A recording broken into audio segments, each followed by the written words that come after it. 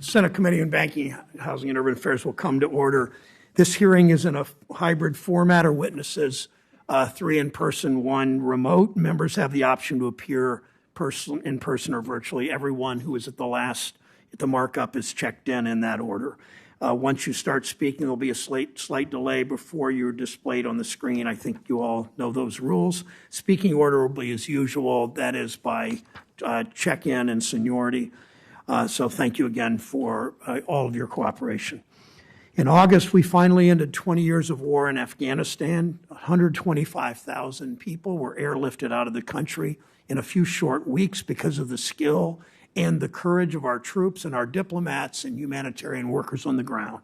Today, our service members are out of harm's way for the first time in 2 decades. Thousands of Afghans are starting a better life in this country. We welcome, as our history suggests, we welcome these refugees seeking freedom. Our country has done that for generations. But in the midst of evacuation, we saw a country in turmoil. An Islamic State suicide bomb attack near the airport killed 13 U.S. troops, scores of innocent Afghan men, women, and children. One of them, Navy Corpsman Max Soviak of Berlin Heights, about 50 miles from where I live, was among those killed in action, died a hero in service of his country, working to evacuate vulnerable Afghans and protect fellow Americans. Even after the evacuation ended, tens of thousands of special immigrant visa applicants, other vulnerable Afghans remain in Afghanistan, along with many American citizens or legal permanent residents of the U.S., including some of my constituents. It's now clear that the agreement that former President Trump reached with the Taliban, which provided for the final phase of the U.S. withdrawal process and the release of 5,000 battle-hardened Taliban prisoners, was flawed. Many of those released Taliban prisoners contributed to the Taliban's quick seizure of the country. President Biden, understandably reluctant to keep or expand the number of American troops in harm's way while working out a better deal, observed that Trump agreement. It's also clear the Biden administration and U.S. officials failed to anticipate the rapid fall of the Afghan government. It's obvious that the execution of the withdrawal was flawed.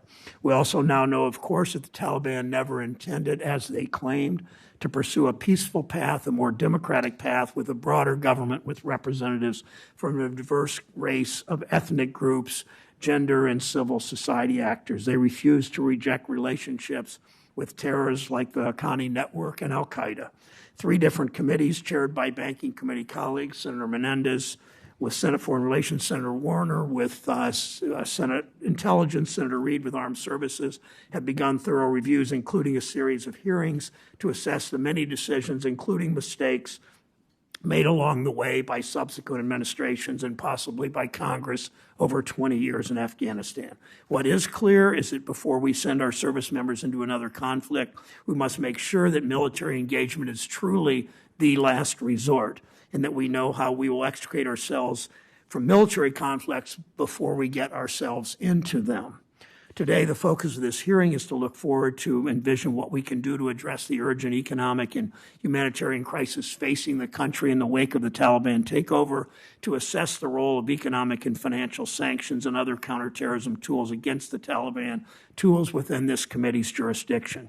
With as much as 30% unemployment, a brain drain of its most capable young people, enduring deep poverty, an ongoing drought, the COVID crisis, and the collapse of Afghanistan's economy looming, the people of Afghanistan need help.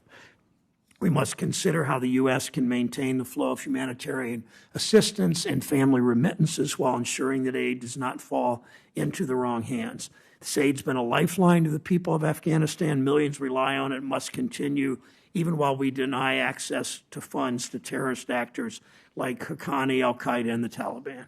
As we'll hear today, this is no small task, but it's essential. The lives and livelihoods of millions of Afghans may depend on it. We owe them that much. And we must do this while protecting the security of Americans and preventing Afghanistan from once again emerging as a terrorist safe haven. The administration's made clear the Taliban should be judged by their actions over time in any decisions regarding diplomatic recognition or the release of billions in frozen Afghan government reserves is far off. They have a clear-eyed realism about who the Taliban are, while at the same time recognizing, along with our allies, that they control the government and that we must engage them and, when necessary, hold them accountable for abuses. If the last month is any indication, the Taliban are not moderating their positions. They've appointed brutal old guard Taliban members to serve in the interim government, including the leader of the terrorist Haqqani network as Minister of the Interior. They have threatened, harassed, and attacked women and girls who are demonstrating to retain their hard-fought freedoms. They closed Kabul's premier university to women faculty and to women students. They converted the former Ministry of Women's Affairs into the old notorious Ministry of Vice and Virtue, a pretty awful, grotesque irony. They've harassed, beaten, and killed journalists. They started a return to grisly public executions. They threatened to return to public amputation. The situation grows more dire each day. We know that China, Russia, and other countries that don't share our values are already engaging in Afghanistan. They have few qualms about funds falling into the wrong hands. It's up to us to show the Afghan people and people around the world that the U.S. will continue to be a beacon of hope and a source of humanitarian relief. I'm eager to hear today from our 4 witnesses who will share their unique perspectives with us. We welcome you all to the committee in person and remotely and look forward to your testimonies.